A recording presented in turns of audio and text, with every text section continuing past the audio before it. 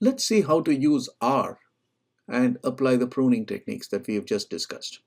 Okay, so in order to give us a chance to prune, let's generate a somewhat biggish tree.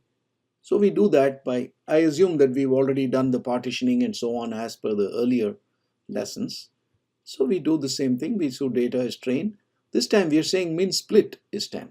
Till now we've been using min bucket equals 10, and that generated somewhat smaller trees. When you say min split is 10, it will obviously allow nodes which have 11 cases, 10 cases, 15 cases to be split, and therefore you'll start getting nodes which are much smaller than 10, right? So min bucket would have generated a larger tree, min smaller tree. Min split is going to generate a somewhat larger tree. Okay, so that's the large tree we are getting. The tree size is 10. Okay, so now we are going to apply pruning on this tree. Okay, so in order to do pruning, what we want to do is we want to generate the tree, and then we want to use this function called plot CP. Okay, and the plot CP function produces this chart for us.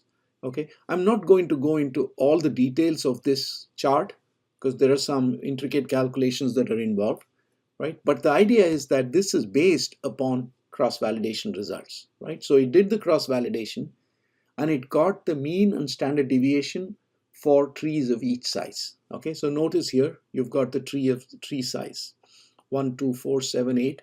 That's what it's got. Okay, and we find that this is what is the cross-validation, what they call as relative error. We'll come to this shortly. Okay, of course what you're seeing is that as the tree size increases, the error rate decreases, and of course at some point you see the error rate is lower here, and then it comes down, and then it starts increasing, right? So we want to select the point ideally which has got the minimum cross-validation error, okay, which means we would choose this point 0.023.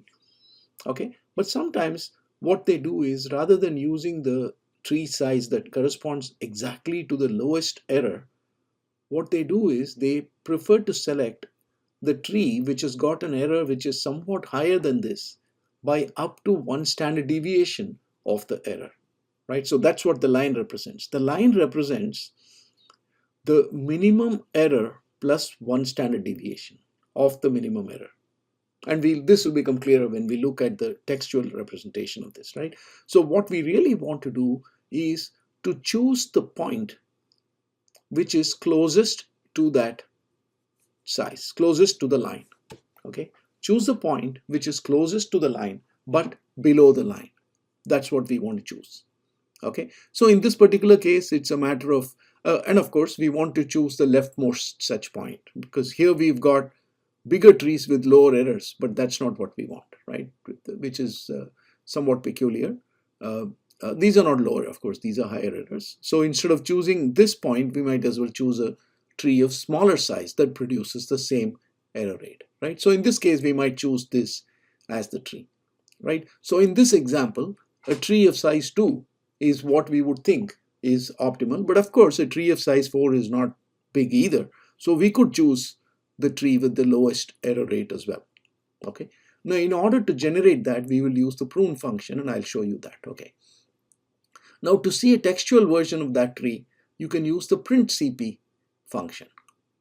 Okay, the print CP function tells you that the root node error is 122 by 255. Remember we saw earlier that out of the 255 cases, 122 are of the minority class, right? So if you go with the majority, then you will make an error rate of 47% on the root node. That's what it's showing you, right? And then it's showing you the relative error. That is the error which is shown as a proportion of the root node error, right? So this is on the complete tree. This is on the cross-validation. Okay, so this relative cross-validation error is what is being plotted on that chart that we saw earlier. Okay, so that's why you're seeing here. It's not exactly 1. It can go a little above 1. Okay, so the relative cross-validation error is what is plotted there. Okay, and this is the calculated complexity factor value. I'm not going to go into how this is calculated. So what we typically do is generate the tree and then look at the complexity plot by using plot CP, and then from that we will select the size of the tree that we like. Okay, so we could, in this case, the 4 is not a big tree, so we could select the point with the minimum error.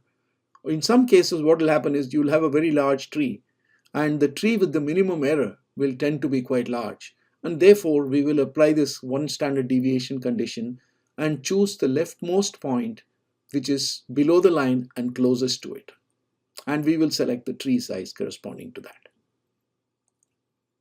Okay, so once we have the tree size, right, once we have the tree size, what we have to do is to say, okay, I want a tree of size 2.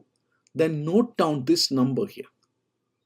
So this time it says CP is 0.17, right? So to generate a tree of size 2, you need to use the CP, prune the tree with the CP factor of 0.17. That's what you have to do.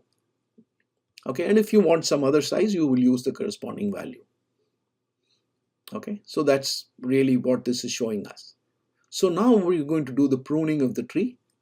Okay, and as I said earlier, we chose the point of 0.17, right, which was the point corresponding to the tree of size 2. That is the point which was to the leftmost point, which is below the one standard deviation line.